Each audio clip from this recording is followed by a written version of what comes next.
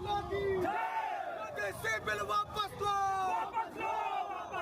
UGC bill वापस low, समानता जिंदाबाद, समानता जिंदाबाद, वंदे मातरम।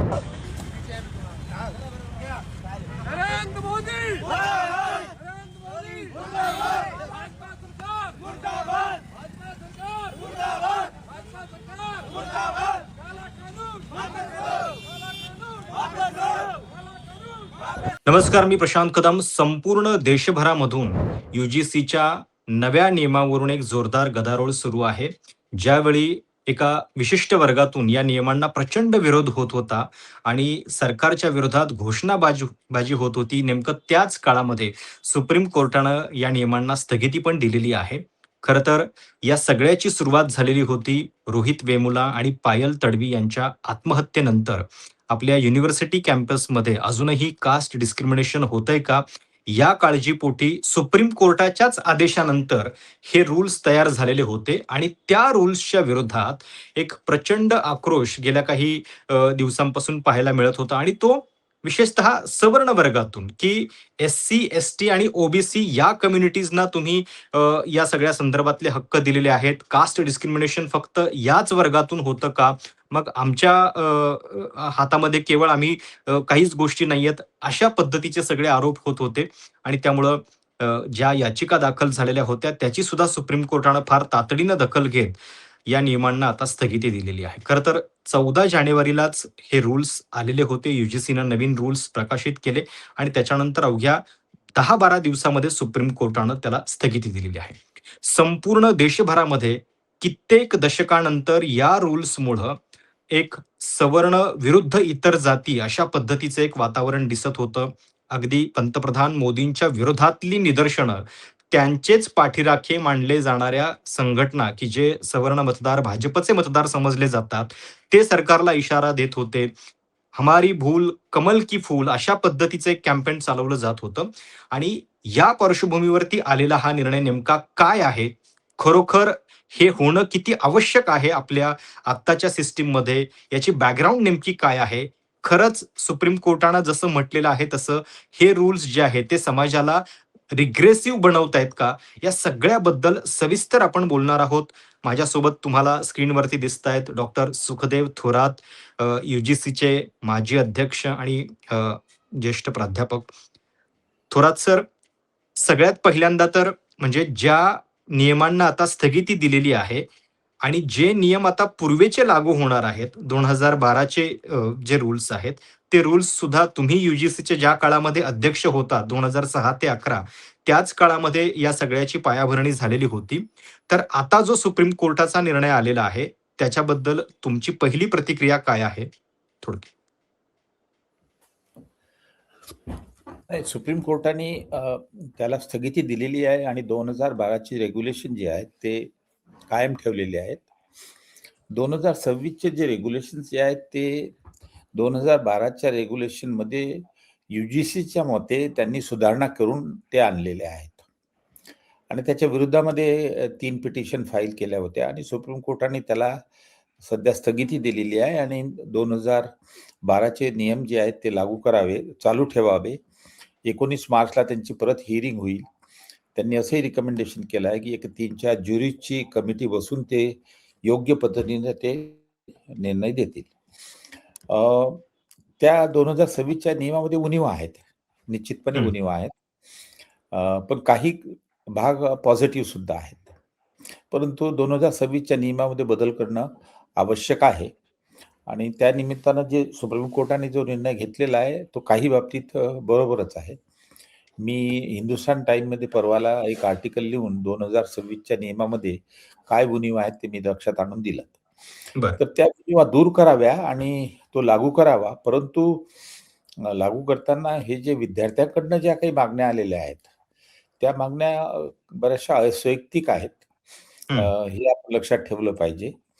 2012चे नियमामध्ये ज्या काही सुधारणा करायच्या आहेत त्या केल्या पाहिजेत. कारण की त्याची पार्श्वभूमी सांगतो तुम्हाला मी की 2008ला मी असताना युजीसीचा चेअरमन असताना, कारण पार्श्वभूमी समजली तर हे सर्व समजेल. बरोबर 2008ला मी युजीसीचा चेअरमन असताना All India Institute of Medical सायन्समध्ये सुसाईड झाल्यात. त्यामुळे मग ते ministry of health and family प्लॅनिंगचे प्रिन्सिपल सेक्रेटरी माझ्याकडे आले की बाबा आम्ही कमिटी सेटअप करत आहोत, तुम्ही चेअर करा आणि याची कारण मीमांसा करा की हे दलित आणि आदिवासी विद्यार्थ्यांचे सुसाईड का होतात.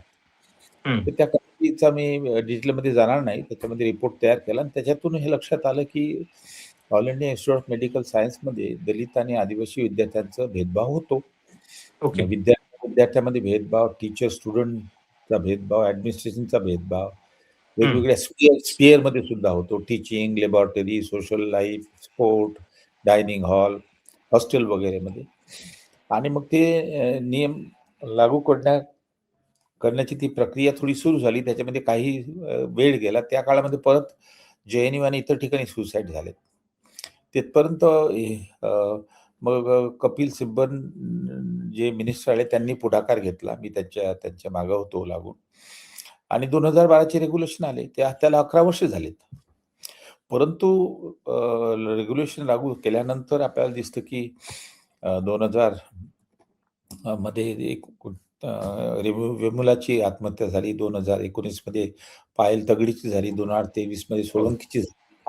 त्यामुळे ह्या ज्या 2 आया आहेत, वेमुला आणि पायल तगडीची आई, हे सुप्रीम कोर्टामध्ये गेल्या की बाबा हे रेग्युलेशन असूनही आमच्या मुलांनी आत्महत्या केली, याचा अर्थ हे रेग्युलेशन योग्य पद्धतीने इम्प्लिमेंट केलं जात नाही. ते योग्य पद्धतीने इम्प्लिमेंट करावे आणि सुधारणाही करावी. तर या 2 महिलांच्या बाजूनं ॲडव्होकेट सिंग होत्या, जे त्यांचं नाव मला पूर्ण आठवत नाही, आणि दिशा वाडेकर आपली पुण्याची इंदिरा जयसिंग होत्या, आणि दिशा वाडेकर जी सुप्रीम कोर्टामध्ये आपली पुण्याची लॉयर आहे. त्यांनी इन्फोर्समेंटच्या बाबतीतही हे केली, पण दिशा वाडेकरनी काही सुधारणाही त्याच्यामध्ये रिकमेंड केलेल्या आहेत. त्या सुधारणा त्याच्यामध्ये त्या सुधारणा म्हणजे प्रशासकीय स्वरूपाच्या सुधारणा आहेत. ओके. आणि मग युजीसीने, सुप्रीम कोर्टाने युजीसीला बोलावलं आणि विचारलं की बाबा ह्याचं स्टेटस तुम्ही सांगा. तर युजीसीने रिलीज केली वेगवेगळ्या विद्यापीठांना, कॉलेजला, की तुमच्याकडे इक्वल ऑपॉर्च्युनिटी सेल सेटअप झाला का. ती तरतूद होती 2012 रेग्युलेशनमध्ये. आणि काही डिस्क्रिमिनेशनच्या केसेस याच्यामध्ये रजिस्टर झाल्या का. त्यांच्या लक्षात आलं की only half of the universities आणि कॉलेजेस यांनी इक्वल ऑपॉर्च्युनिटी सेल सेटअप केलेला आहे. काही थोड्याफार कंप्लेंट आल्या, त्यांनी काउन्सिलरकडे पाठवल्या, त्याच्यावर काही ऍक्शन घेतली नाही. हे रिपोर्ट त्यांनी दिला सुप्रीम कोर्टाला, आणि युजीसीने सुप्रीम कोर्टाला हे सुद्धा सांगितलं की आम्ही आमच्या रेग्युलेशनमध्ये सुधारणा आणतो. तर ही जी सुधारणा आहे युजीसीनं स्वतःवरून एका अर्थाने केलेली आहे. युजीसीनं सुप्रीम कोर्टाने त्यांना सांगितलं नाही की तुमचे रेग्युलेशन सुधारा म्हणून. हे दिशा वाडेकरनं सजेशन केल्यात, आणि तो त्याने ड्राफ्ट बनवला. तर त्या ड्राफ्टच्या विरोधामध्ये मग स्टुडंटनी उठाव केला. याच्यामध्ये उणीव आहे. पण सर, याच्यामध्ये एक प्रमुख आक्षेप जो घेतला जात होता तो हा की हे रूल्स कास्ट न्यूट्रल नाहीयेत. म्हणजे जे अँटी कास्ट डिस्क्रिमिनेशन होतं ते केवळ SC, ST आणि ओबीसीचं होतं का. मग असं पण म्हटलं जात होतं की JNUच्या भिंतींवरती जे ब्राह्मणांच्या विरोधात नारे दिले जातात ते पण कास्ट डिस्क्रिमिनेशन नाहीये का. आणि ओपन कॅटेगरी मधले जे विद्यार्थी आहेत तर त्यांना पण जर समजा काही कास्ट डिस्क्रिमिनेशन त्यांचं होत असेल किंवा त्यांच्या जातीनं कोणी बोलत असेल तर त्याच्याबद्दलच्या पण तक्रारींचा समावेश असला पाहिजे, अशी मागणी केली जात होती.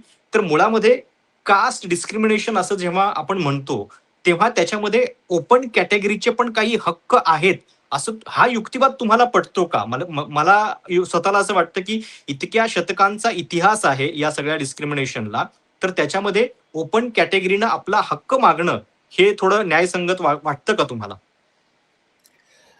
नाही, हे सर्व भ्रम निर्माण करण्यात आलेले आहेत. याच्यावर 2 मुद्दे मी सांगतो, म्हणजे ते भ्रम दूर होतील. एक की त्याच्यामध्ये भेदभावाची व्याख्या दिलेली आहे की भेदभाव म्हणजे काय असणार. आता त्या व्याख्येमध्ये मी जाणार नाही.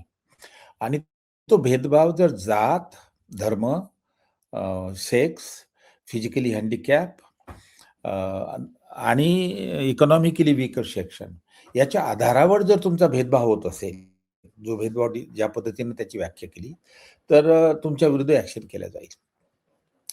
आणि त्याच्यामध्ये ह्या प्रोव्हिजनमध्ये कोणाहीकडनं भेदभाव होत असेल, म्हणजे उच्च जातीकडनं SC, ST, OBCचा भेदभाव होत असेल किंवा SC, ST कडनं हायकास्टचा भेदभाव होत असेल किंवा महिलांचा भेदभाव, विद्यार्थ्यांचा भेदभाव होत असेल किंवा फिजिकली हँडिकॅपचा भेदभाव होत असेल, त्यांना सुद्धा पनिशमेंट होऊ शकते. म्हणजे हे फक्त हायकास्टने केलेल्या भेदभावाशी सीमित नाही आणि त्यांनाच त्याच्या शिक्षा होईल असं नाही आहे. हा जो आहे हा भ्रम ऑन पर्पज निर्माण केलेला आहे. त्याच्यामध्ये एक आहे तर थोडक्यात सांगायचं म्हणजे सर्वसमावेशक आहे. सर्व आधारावर भेदभाव आणि कोणाकडूनही झालेला जर असेल तर हायकास्ट कडून आणि शेड्यूल कास्ट, शेड्यूल ट्राईब कडून, मुस्लिम कडून जरी असेल तर त्यांच्या विरुद्ध सुद्धा ऍक्शन घेतल्या जाऊ शकते. नंबर 1. नंबर 2, त्यांनी स्पेसिफिकली मग कास्ट डिस्क्रिमिनेशनचा सुद्धा उल्लेख केलाय, ज्याच्यामध्ये शेड्यूल कास्ट, शेड्यूल ट्राईब, ओबीसीला इन्क्लूड केलं. त्याचं कारण असं की 2012च्या रेग्युलेशनमध्ये कास्ट ची विशेष नमूद केलं होतं आणि कास्ट हे प्रॉमिनंट फॉर्म ऑफ डिस्क्रिमिनेशन असल्यामुळे त्यांनी तो उल्लेख केलेला आहे. पण त्याच्यामध्ये सुद्धा असं लिहिलेलं नाही आहे की हायकास्टने SC, STचं डिस्क्रिमिनेशन जर केलं तर हायकास्टला पनिशमेंट असावी. नाही, फक्त शेड्यूल कास्ट, शेड्यूल ट्राईबचं डिस्क्रिमिनेशन जर होत असेल, मग ते कोणाकडनंही असेल, तर त्याच्याकरता दीक्षा होईल. तर याचं हायकास्टचं डिस्क्रिमिनेशन होईल, त्यांना अलग पाडलेलं आहे. हा जो भ्रम आहे ना, हा चुकीचा भ्रम आहे. सोबतच म्हणजे काल सुप्रीम कोर्टाचा जो निर्णय आलेला आहे त्याच्यामध्ये त्यांनी असं म्हटलं की एकतर हा अतिशय वेग अशा पद्धतीचे रूल्स आहेत आणि त्याचा मिसयूज होऊ शकतो ही भीती सुप्रीम कोर्ट बोलून दाखवत आहे. तर ती तुम्हाला योग्य वाटते का? म्हणजे याची पार्श्वभूमी जी तुम्ही पण सांगितलीत की रोहित वेमुला, पायल तडवी सारख्या विद्यार्थ्यांची आत्महत्या होते आणि त्याच्यामध्ये कास्ट डिस्क्रिमिनेशन आपल्याला दिसतं. तर इतक्या वर्षानंतर अशा उच्च शिक्षित संस्थांमध्ये सुद्धा हे होणं हे आपल्यासाठी दुर्दैवी असताना मग याच्या संदर्भात उपाय करायचे नाहीत का? आणि ते उपाय केल्यानंतर त्याच्याबद्दल इतकी नाराजी व्यक्त होते, हे तुम्हाला कशाचं लक्षण वाटतं? नाही, त्याच्यामध्ये 2 प्रश्न विचारले तुम्ही की सुप्रीम कोर्टाने जे असं म्हटलं की वेग आहे ना, त्याच्यामध्ये मिसयूज होण्याची शक्यता आहे, ते त्यांनी स्पेल आउट केलं नाही, त्याचं विश्लेषण दिलं नाही. पण थोडक्यात त्यांनी तो इशारा हा केला की याच्यामध्ये उणिवा आहेत. तर त्या उणिवा मी सुद्धा लक्षात आणून दिलेल्या आहेत हिंदुस्तान टाइम्सच्या आर्टिकलमध्ये. आता माझ्या मते ज्या उणिवा आहेत, त्या उणिवा, पहिली उणीव अशी आहे की याच्यामध्ये त्यांनी कोणत्या संस्थेला हे लागू होईल, तर त्यांनी असं म्हटलं की सर्व हायर एज्युकेशन संस्थेला लागू होईल. पण जेव्हा हायर एज्युकेशन इन्स्टिट्यूशनची व्याख्या त्यांनी केली, त्याच्यामध्ये युनिव्हर्सिटी ग्रँट कमिशनच्या सेक्शन 3 मधले जे विद्यापीठ आणि कॉलेज येतात त्यांना कन्फाईन आहे. याच्यातून फार मोठ्या एक शैक्षणिक संस्था बाहेर राहतात. मग उदाहरणार्थ IIT, IIM हो. ह्या ज्या आहेत, ह्या त्यांचे सेपरेट ऍक्ट आहेत, पण त्या युजीसीच्या अंदर नाही. बरोबर. स्टँडर्ड इन्स्टिट्यूट जे आहे, सर्टिफिकेट, डिप्लोमा वगैरे देतात, या All India Council of Technical एज्युकेशनच्या अंतर्गत आहेत. ऍग्रिकल्चर युनिव्हर्सिटी आणि ऍग्रिकल्चर कॉलेजेस काही अंशी युजीसीच्या अंतर्गत येतात, पण प्रामुख्याने इंडियन काउन्सिल ऑफ ऍग्रिकल्चर रिसर्चच्या अंडर आहेत. Law university, law colleges, university काही अर्थाने युजीसी कडे कंट्रोलमध्ये येतील, पण बेसिकली ह्या बार काउन्सिलमध्ये आहेत.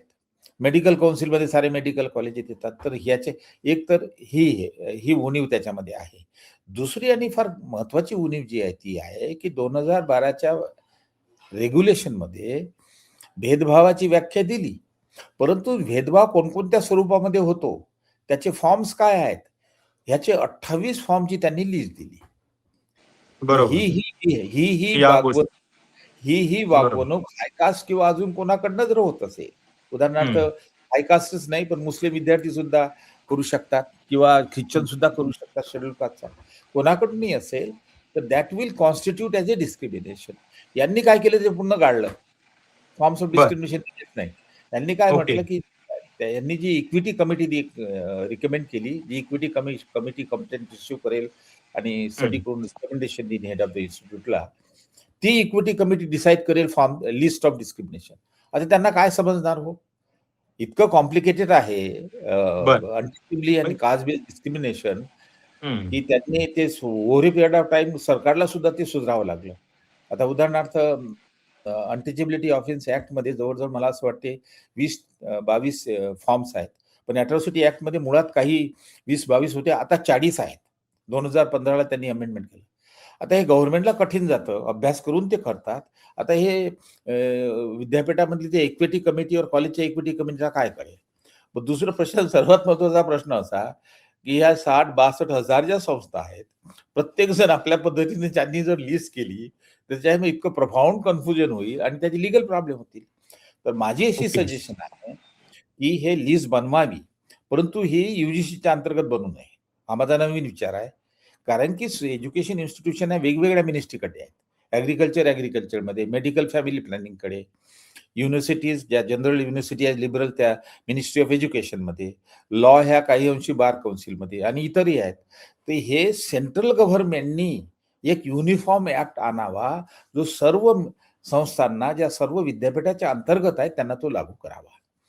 दुसरा मुद्दा असा आहे, त्याच्यामधली उणीव आहे, ती सांगून मग आपण दुसऱ्या मुद्द्यावर येऊ. तो असा, की ज्या इक्विटी कमिटीमध्ये कमिटी त्यांनी बनवलेली आहे. त्याच्यामध्ये व्हाईस चान्सलर त्याचा अध्यक्ष असणार किंवा प्रिन्सिपल त्याचा अध्यक्ष असणार, बाकी त्याच्यामध्ये मेंबर्स आहेत. आता व्हाईस चान्सलर रिकमेंड सुद्धा करणार कोणाला, स्वतःलाच, आणि निर्णय सुद्धा घेणार. असं असतं का कधी? कमिटी इंडिपेंडंट असते, ती रिकमेंडेशन हेड ऑफ द डिपार्टमेंटला देते, हेड ऑफ द इन्स्टिट्यूटला. हेड ऑफ द इन्स्टिट्यूट मग एक्झिक्युटिव्ह काउन्सिलमध्ये निर्णय घेऊन ते करतो. तर हे vice chancellor is sitting on both side of the table. तर बरोबर. त्याच्यामध्ये गरजेचं असं आहे की व्हाईस चान्सलर त्याचा हेड नसावा, ओके. बरोबर. आणि इतरही काही त्याच्यामध्ये लिमिटेशन आहेत. तर ह्या अजून लिमिटेशन म्हणजे मी मला जे सोशल माध्यमांमध्ये आम्ही जे ऐकत होतो त्याच्यामध्ये अजून एक मुद्दा येत होता, की जर समजा चुकीची तक्रार दिली तर त्या तक्रारीबद्दल काहीतरी पनिशमेंट किंवा दंड जो आहे त्याची पण तरतूद या नव्या नियमांमध्ये नव्हती आणि ती असली पाहिजे असा एक युक्तिवाद केला जात होता. तर तसंही करणं तुम्हाला काय वाटतं म्हणजे त्याच्याबद्दल? नाही, ते बरोबर नाहीये. मी ते मांडलेलं आहे. आपल्याला आठवते की महाराष्ट्रामध्ये सुद्धा मराठा आणि कुणबी कम्युनिटीनी अॅट्रॉसिटी ॲक्टमध्ये ज्या फॉल्स कंप्लेंट करतात त्यांच्या विरुद्ध प्रोव्हिजन असावी कंप्लेंटची, ही मागणी केली होती. मी एक छोटीशी पुस्तिका काढली सुगाव पब्लिक कडनं, आणि त्याच्यामध्ये हा इश्यू डील केला. डिटेलमध्ये जाण्याची गरज नाही. मला असं वाटते हे योग्य नाही. त्याचं कारण असं, की अनुभव घेतला, 2012ला रेग्युलेशन आले यूजीसीचे, 11 वर्ष झाले. आपल्याला एकही केस मिळत नाही की ज्याच्यामध्ये शेड्यूल कास्ट, शेड्यूल ट्राईब विद्यार्थ्यांनी फॉल्स कंप्लेंट केलेली आहे. इव्हन अॅट्रॉसिटी ॲक्टमध्ये सुद्धा फारच कमी आहेत. त्याचं कारण असं आहे की शेड्यूल कास्ट विद्यार्थी इतके वीक आहेत compare to high caste student, त्यांची ते हिंमत करू शकत नाही की त्यांचे फॉल्स कंप्लेंट करणार. आणि बरोबर फॉल्स आहे. कंप्लेंट आणि जी कमिटी असते इन्क्वायरी करणारी विद्यापीठामध्ये, ती सर्व हाय कास्ट, प्रॉमिनंटली हाय कास्ट डॉमिनेटेड असते.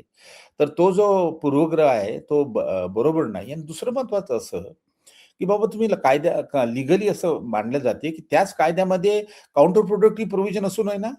त्याच्यामध्ये प्रोव्हिजन अशी आहे की डिस्क्रिमिनेशनच्या विरुद्धामध्ये कंप्लेंट करून तुम्हाला न्याय मिळावा, आणि त्याच कायद्यामध्ये प्रोव्हिजन आहे की तुम्ही जर चुकीची कंप्लेंट केली तर तुम्हाला शिक्षा होईल. तो डिटरंट होईल ना, विद्यार्थ्याला तो करणार नाही. त्याला माहित आहे खरंय. हे करतील.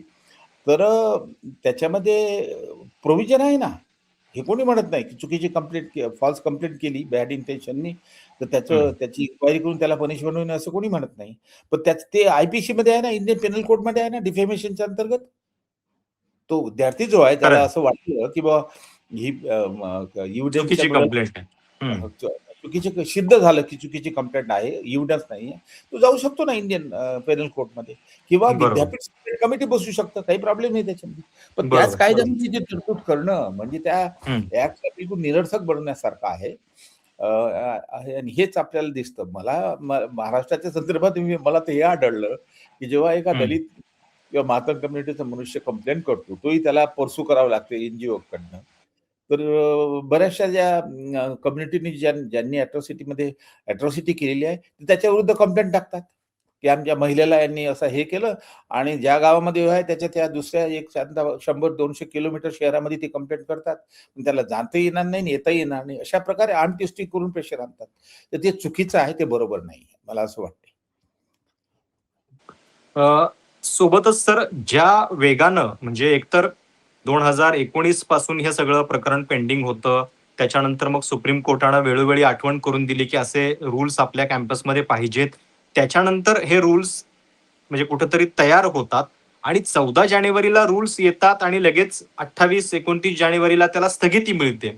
तर हा जो वेग आहे सुप्रीम कोर्टाचा तो फार आश्चर्यकारक नाहीये का? म्हणजे तुम्हाला त्याच्याबद्दल काय वाटतं नेमकं? म्हणजे थोडा एक साकल्यानं विचार व्हायला पाहिजे होता. नाही, त्याच्यातून दिसतं ना, की सुप्रीम कोर्टाला अ, घाई झाली होती आणि एका सेक्शनला खुशी करायचं होतं. कारण की हे कशावरून दिसतं, की ह्या सुप्रीम कोर्टाने ऑर्डर नाही काढली. सुप्रीम कोर्टाने स्थगिती आणली. 19 तारखेला हिअरिंग होईल. परंतु हे करत असताना ज्या काही कॉमेंट दिलेल्या आहेत, त्या कॉमेंटवरून आपल्या लक्षात येतं त्यांचा ॲटिट्यूड, की खरंय. They themselves were not in favour. Misuse हो. होईल आपण आणि सोसायटीला रिग्रेसिव्ह बनवतोय आणि हे काय लेव्हलचं तुम्ही हे तयार करताय? हॉस्टेलमध्ये सुद्धा अशा पद्धतीने वेगवेगळे करण्याची काय गरज? आम्ही एकत्रित हॉस्टेलमध्ये राहिलेलो आहोत. हां, हां. काय म्हणजे याच्यातून इंडिकेशन हे देत आहेत, की बा हे जे काही प्रोव्हिजन आहे, की बरोबर नाही. हे करायला नाही पाहिजे ना. म्हणजे you are giving hint to the opposite party and also to the committee that will be set up. तर तो ॲटिट्यूड बरोबर नाही आहे. म्हणजे ह्या एका अर्थाने थोड्याशा लूज कॉमेंट आहेत. ॲडव्हायझरी जरी म्हटलं, त्यांनी ओरल शब्द वापरला, की ओरली त्यांनी म्हटलेला आहे. पण त्याचे त्या ओरलमधून सुद्धा मार्गदर्शन आणि डायरेक्शन मिळतं ना, लॉयला आणि इतरांना. तर ते करायला नको होतं. घाईघाईनं केलं तर ठीक आहे, कारण की आता सर्व उत्तर 4 राज्यामध्ये उठाव झाला होता. केलं ठीक आहे, काही हरकत नाही. परंतु तातडीनं केलेलं आहे, काही हरकत नाही. सरला वेळ लागतोय. परंतु केलं तर ठीक आहे, काही हरकत नाही. कारण का डेमॉन्स्ट्रेशन होते वगैरे, वगैरे. पण ह्या कॉमेंट करायला नको ना. न्यूट्रल राहायला पाहिजे. ओपिनियन एक्सप्रेस नाही करायला पाहिजे. इनफॅक्ट एक जज पुढे गेलेले आहेत. त्यांनी 2 कॉमेंट केलेले आहेत. अजून एक असं म्हटलं आहे, की दलितामध्ये सुद्धा इकॉनॉमिकली बेटर ऑफ सेक्शन झालेला आहे. काय गरज आहे? त्याचा काही संबंध नाही आहे. त्याच्यानंतर घटनेमध्ये कास्ट सिस्टम तर नाही आहे. मग त्याचा अर्थ काय ते म्हणत आहे? घटनेमध्ये कास्ट सिस्टम नाही याचा अर्थ ही लॉची गरज नाही का? डॉक्टर बरोबर. म्हणजे आंबेडकर म्हटलेलं आहे समजा की एखादी याचिका अशी दाखल झाली असती, की आपल्या हायर एज्युकेशन सोसायटीमध्ये हायर एज्युकेशन इन्स्टिट्यूट्समध्ये एस-सी-एस-टीचं पुरेसं प्रतिनिधित्व नाहीये आणि ते तातडीनं लागू व्हायला पाहिजे. हां. याच्यासाठी जर एखादी याचिका दाखल झाली असती, तर त्याचा इतक्या तातडीनं विचार केला गेला असता का? हा प्रश्न आहे आणि इकडे तुम्ही इतक्या तातडीनं त्याच्याबद्दल स्थगिती दिली आहे. दुसरीकडे ठीक आहे. सर ठीक. हां. बोला, बोला. हे सरकारच्या विरोधातला जो रोष दिसत होता त्याच्यावरती उत्तर काय असा एक प्रश्न पडलेला असताना सुप्रीम कोर्टाच्या या निकालानं सरकारची सुटका केल्यासारखं एक चित्र निर्माण झालं त्याच्यातलं. हो, निश्चितपणे, निश्चितपणे. हां, हां. निश्चितपणे म्हणजे ते अडचणीमध्ये सापडले होते. आता ते योगेंद्र यादव म्हणतो, की स्वतःनी अडचणीमध्ये आणलं आणि हे केलेलं आहे. मी त्याची भूमिका नाही घेणार. परंतु बर. यू-जी-सी सुद्धा मिनिस्ट्री ऑफ एज्युकेशनच्या अंतर्गत येते आणि मिनिस्ट्री ऑफ एज्युकेशन बी-जे-पीची आहे. तर ही रेग्युलेशन आणण्यापूर्वी त्यांचे लॉयर आहेत ना, पब्लिक प्रॉसिक्युटर आहे, सारा आहे, त्यांना दाखवायला हवं होतं. पण ते बरोबर. अलाऊ केलं. ते आणले घाईघाईनं आणि मग आता हे असा तो उठाव झालेला आहे. पण सर म्हणजे ज्या केसेस मधून या सगळ्याची सुरुवात झालेली होती आता पायल तडवीची केस आपल्या महाराष्ट्रातली आहे तर तडवी भिल्ल कम्युनिटी मधली ही पहिली डॉक्टर होती आणि ती डॉक्टर अशा जातीय मानसिकतेतनं जावी आपल्यातनं हे किती भयानक आहे त्याच्याबद्दल जर आपण काही विचार करून रूल्स येत असतील तर त्याच्यातनं एक विशिष्ट वर्ग इतक्या तातडीनं रिॲक्ट होतो मग आपल्याला याच्यावरती उत्तर काय म्हणजे जातीय मानसिकता आपली हद्दपार कशी कधी होणार? नाही त्याच्यामध्ये हा प्रशांत हा फार चांगला मुद्दा तुम्ही मांडलेला आहे, की अ, दलित आणि आदिवासी विरुद्ध जे डिस्क्रिमिनेशन होतं, त्याची जे गंभीर स्वरूप आहे, त्याचं या त्याचं ॲप्रिशिएशन किंवा त्याच्या विरुद्ध खंत व्यक्त करण्याची प्रवृत्ती हाय-कास्ट विद्यार्थ्यांमध्ये तेवढी दिसत नाही आपल्याला. इव्हन सुप्रीम कोर्टानं सुद्धा बोलायला पाहिजे होतं. But anyway I won't comment on that. तर ती ती ती जाणीव दिसत नाही. उलट त्याच्या विरुद्ध असं आहे, की आमच्या विरुद्ध डिस्क्रिमिनेशन होतं. रिव्हर्स डिस्क्रिमिनेशन होतं. आता मी हो. सांगू इच्छितो आपल्याला, की हं. सोळंकी जो विद्यार्थी आहे, आय-आय-टी मुंबईला ज्यावेळेस म्हणजे आत्महत्या झाली, तर मला त्यांनी भाषणाला बोलावलं. तर हं. आय-आय-टी मुंबईनं प्रायव्हेटली 3 सर्व्हे केले. ते बरं. त्यांनी रिलीज नाही केले. आणि हां. त्याच्यातून जे जे भयानक स्वरूप डिस्क्रिमिनेशनचं येतं, ते हं. इतकं गंभीर आहे, हं. की म्हणजे म्हणजे विद्यार्थ्यांना काही अंशीनं अशेम्ड वाटायला पाहिजे. त्यांनी काय केलं माहीत आहे? की त्यांच्या लक्षात आलं की कॅटेगरीचा मुलगा, गव्हर्नमेंटचा जवाई, peer group formation, friends group formation हे जातीच्या आधारावर, आणि एक तर असं जास्त आहे जे मी हिंदुस्तान टाइम्सच्या लेखामध्ये दिलेलं आहे, मग येथे ते सांगणं मला बरोबर नाही, परंतु फार मीन, ह्युमिलेशन, रिचेड फॉर्म ऑफ डिस्क्रिमिनेशन आहे. आणि सुप्रीम कोर्टाने आपल्या अॅट्रॉसिटी ऍक्ट पास करताना म्हटलेलं आहे की जे जाती आणि अनटचेबिलिटी संबंधीचे जे गुन्हे आहेत, they are special category, they are different than even the Indian penal code, म्हणून त्यांनी जस्टिफाय केलं अॅट्रॉसिटी ऍक्टला. तर ह्याच्याविषयी अप्रिशिएशन व्हायला पाहिजे, याच्याविषयी तर खेद व्यक्त करायला पाहिजे हायकोर्टच्या विद्यार्थ्यांनी.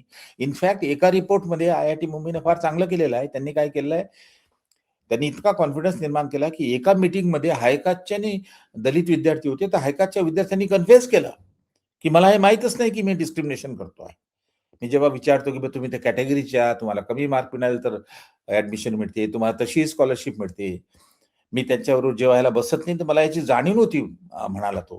तर हे जे सेन्सिटायझेशन आहे ना, हे होऊ शकतं ना या कायद्याच्या माध्यमातून, पण ह्या विद्यार्थ्यांना जाणीव नाही. त्याचं कारण असं आहे प्रसाद, मी सांगतोय की मागच्या 10 वर्षामध्ये एक वेगळी टेंडन्सी निर्माण झालेली आहे. ब्राह्मणवादाला पुढे आणण्याची टेंडन्सी होत आहे. राज्याला ब्राह्मणवादाचा आधार देणं आणि त्याच्यामध्ये मग कास्ट विषयी सुद्धा फेव्हरेबली बोलणं एका अर्थानं. आता शंकराचार्यांनी म्हटलेलंच आहे ना, एकाने नाही 2-2 यांनी म्हटलं की मनुस्मृतीवरती आधारित असायला पाहिजे, सनातन धर्मावर आधारित असायला पाहिजे घटना. तर एका अर्थाने जितकी सेन्सिटिव्हिटी कास्ट विषयीची असायला पाहिजे, अनटचेबिलिटी विषयी असायला पाहिजे, ती नाही आहे.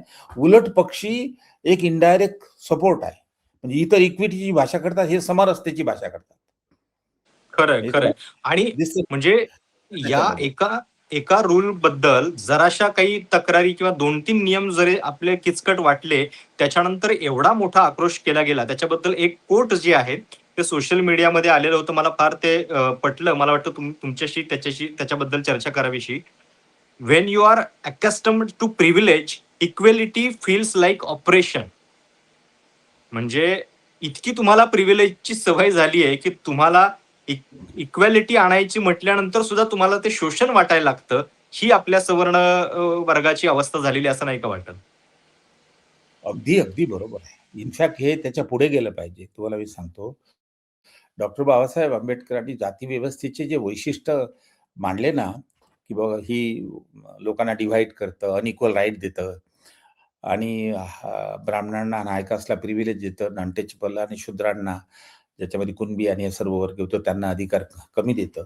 पण त्याचं अजून एक वैशिष्ट्य आहे, ते हे आहे की त्याचं युनिक फीचर हे आहे की हे सारे रिस्ट्रिक्शन सर्व जातीला लागू असले तरी ब्राह्मणांना त्याच्यापासून वगळलेलं आहे. काही रिस्ट्रिक्शन नाही आहे. ते कोणताही ऑक्युपेशन घेऊ शकतात. त्यांचं ऑक्युपेशन तर आहे टीचिंग आणि प्रीचिंग रिलिजियस, पण ते शेती करू शकतात. त्यामुळे तुम्हाला देशस्थ ब्राह्मण दिसतात शेती करणारे. बिझनेस करू शकतात. इंटरकास्ट मॅरेजवर रिस्ट्रिक्शन आहे, पण Brahmin can take the low caste woman as mistress. ते इतके जे अधिकार मनुस्मृतीनं दिलेले आहेत ब्राह्मणांना, त्याच्यामध्ये वाक्य आहेत की he is a god of god, he is a Bhudeva, he is a god of the universe. ह्या लेवलवरचे प्रिव्हिलेजेस ब्राह्मण कम्युनिटीला दिसलेले आहेत. आणि हे सर्व त्या मुलाला, तुम्हाला मी सांगतो, हे सर्व घरामध्ये शिकवलं जातं. बाबासाहेबांनी रिडल ऑफ हिंदुइझम मध्ये एक अपेंडिक्स दिलेला आहे. त्यांनी काय केलं की सर्व ब्राह्मणिकल लिटरेचरचा अभ्यास केला. सर्व, सारे वेदात, सारे पुराणात, साऱ्या स्मृती, रामायण, महाभारत, गीता, आणि हे पाहण्याचा शोध केला की एक तरी ग्रंथ आहे का ब्राह्मणिझमचा ज्याच्यामध्ये जातीला सपोर्ट नाहीये. एकही ग्रंथ त्यांना मिळाला नाही. म्हणजे याचा अर्थ घरामध्ये जेव्हा जेव्हा तुम्ही रिलिजियस एज्युकेशन देता किंवा हे प्रवचन देतात, त्याच्यामध्ये तेही येतं ना, जातीचं सुद्धा समर्थन येतं. आता जेव्हा हे सेंट प्रवचन देतात गीतेवर किंवा रामायणावर किंवा महाभारतावर, हे सांगतात का की बाबा तुम्ही त्याचे धार्मिक विचार माना गीतेचे, पण सामाजिक विचार मानू नका, कारण की सामाजिक विचार म्हणजे जाती व्यवस्थेला सपोर्ट आहे, असं म्हणतात का? नाही. लोकांना वाटते की गीता ॲज अ होल, लोकांना वाटते Ramayana as a whole, Mahabharata as a whole, Veda as a whole हे चांगलं आहे. तर त्यामुळे काय आहे की हे जे त्याच्यामधून त्यांना सारे प्रिव्हिलेजेस जे आहेत ते त्या मुलाला माहीत असतं ना लहानपणी, तो म्हणून मग तो विरोध करतो, हे काय रिझर्वेशन, इव्हन SC ST OBCला हे काय प्रिव्हिलेजेस देत आहेत. He is very innocent because he is told according to that. तर हे तुमचं म्हणणं बिलकुल बरोबर आहे की एवढे मर्यादित प्रिव्हिलेजेस दिलेले आहेत हाय कास्टला, आणि त्याच्यामध्ये स्पेशली फॉर ब्राह्मणाला. कारण की बाबासाहेबांनी म्हटलेलं आहे फिलॉसॉफी ऑफ हिंदुझम मध्ये, इफ यू आज the Hindu what is the morality of Hinduism, Babasaheb say morality of Hinduism is that what ever is good for the ब्राह्मणा इज मॉरल आणि लिगली करेक्ट. तो सुपरमॅनचं स्टेटस दिलेला आहे त्याला. एका अर्थाने बाबासाहेब पुढे गेले. बाबासाहेबांनी त्याच्यामध्ये मांडलेलं आहे की मनुस्मृती ही नास्यनं वाचली होती. नास्य म्हणजे ज्यानं नासिझम आणला जर्मनीमध्ये. बरोबर. इतकी स्तुती केली आहे नास्यनं मनुस्मृतीची. तर तिथला जो जर्मन सुपेरियर रेसचा जो कॉन्सेप्ट आहे, तो त्यांनी ब्राह्मण सुपेरियर सुपरमॅनच्या कॉन्सेप्ट मधून घेतला. त्याच्यात कोटेशन आहे याच्यामध्ये. तर हे तर म्हणणं तुमचं बरोबर आहे ना, कारण की आम्हाला हम्म. 1000 वर्षापासून जे प्रिव्हिलेज मिळाले आहेत ते प्रिव्हिलेज आमचे जात आहे, त्यामुळे दुःख आहे. खरं खरंय खरंय. आणि कास्ट काल कास्ट सेन्ससचा विरोध त्याच्याकरताच आहे. कास्ट सेन्सस झालं तर सर्व बाहेर येईल ना, कोणाचा शेअर अगदी कशा किती आहे तर. बरोबर बरोबर. म्हणजे ओबीसीला रिझर्वेशन मिळालं. मी त्या कमिटीवर होतो ना, मीन मुंगेकर हो हो कमिटीवर हो. होतो. त्यावेळेस आम्ही शैक्षणिक संस्थांमध्ये रिझर्वेशन दिलं. तर त्यावेळेस आता कितीतरी वर्ष झालेले आहेत. काल त्या डॉक्टर यादवचं भाषण आहे ना, हम्म. एक शेड्यूल कास्ट व्हाईस चान्सलर, एक शेड्यूल ट्राईब व्हाईस चान्सलर, मोठ्या मुश्किलनं 5 ओबीसीचे vice chancellor in the 47 central universities.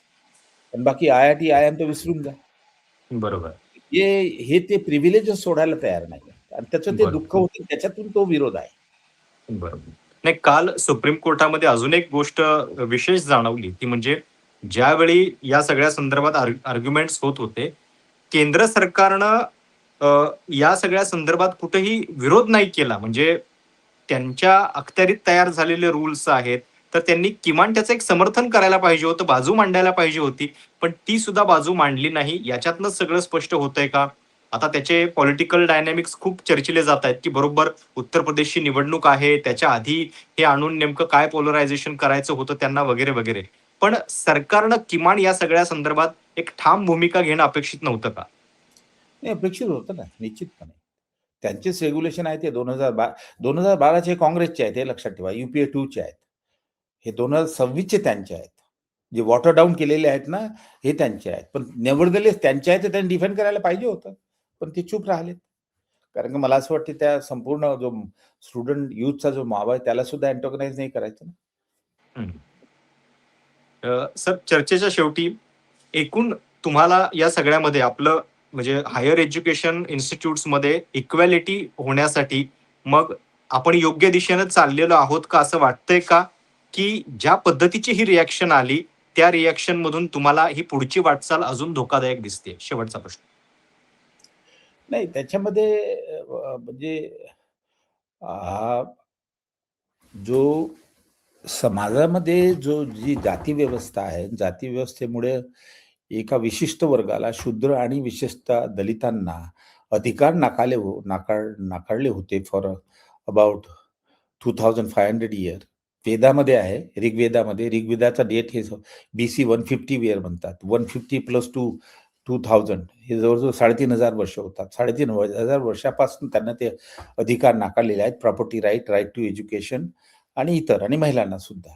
याच्याविषयीची G guilt असायला पाहिजे आणि त्याच्याकरता प्रोग्रेसिव्हली काम करायला पाहिजे ब्राह्मण समाजाने, हायकास्टनी, पर्टिक्युलरली क्षत्रियांनी, ते होत नाहीये. आणि त्यामुळे फारसं म्हणजे आशावादी चित्र नाहीये मला जे दिसतं. आणि जेव्हा हे असे प्रोग्रेसिव्ह रेग्युलेशन येतात, त्याला सुद्धा विरोध केला जातो. हे नाही म्हटलं, हे म्हणायला पाहिजे होतं ना. ते म्हणत आहेत की आमच्यावर अन्याय होऊ शकतो. पण हे सुद्धा म्हणायला पाहिजे होतं की हे नियम कास्ट बेस्ड डिस्क्रिमिनेशन, इतर डिस्क्रिमिनेशनच्या विरोधामध्ये ते चांगले आहेत, आम्ही याला सपोर्ट करतो, आम्हाला संरक्षण द्या. असं नाही, आम्हाला संरक्षण द्या फक्त. आणि ही न्यू एज्युकेशन पॉलिसी जर तुम्ही पाहिली, केव्हा तरी आपण त्याच्यावर चर्चा करू, तर याचे जे अप्रत्यक्ष परिणाम आहेत, त्याच्यामुळे शिक्षणाचा जो ओढा, ज्याला मॅसिफिकेशन म्हणतात, ओबीसी, आदिवासी, दलित, तो कमी होणार आहे. इनडायरेक्टली शिक्षणाचा जो प्रगती आहे ती उच्च शिक्षणाची, विशेषतः ग्रॅज्युएशन आणि अबाव, थांबणार आहे, कमी होणार आहे. तर चित्र चांगलं नाहीये एका अर्थाने. आशादायी सर नाही. बरोबर. म्हणजे ज्या काळामध्ये शिक्षणाबद्दलच्या इतक्या सगळ्या गोष्टी होणं आवश्यक आहे, त्या काळामध्ये समानतेला मात्र अशा पद्धतीनं तिला वागणूक दिली जाते हे बघून खरोखर चिंताजनक अवस्था आहे. सर खूप धन्यवाद तुमच्या या सविस्तर सखोल विश्लेषणाबद्दल. खूप वेगवेगळे कंगोरे तुमच्या विश्लेषणामुळे या सगळ्या रूल्स बद्दलचे आम्हाला समजले. खूप खूप धन्यवाद. तुम्हाला प्रेक्षक म्हणून ही चर्चा कशी वाटली? तुमच्या काही सूचना असतील, प्रतिक्रिया असतील आवर्जून कळवा. चॅनल सबस्क्राईब करायला विसरू नका. धन्यवाद.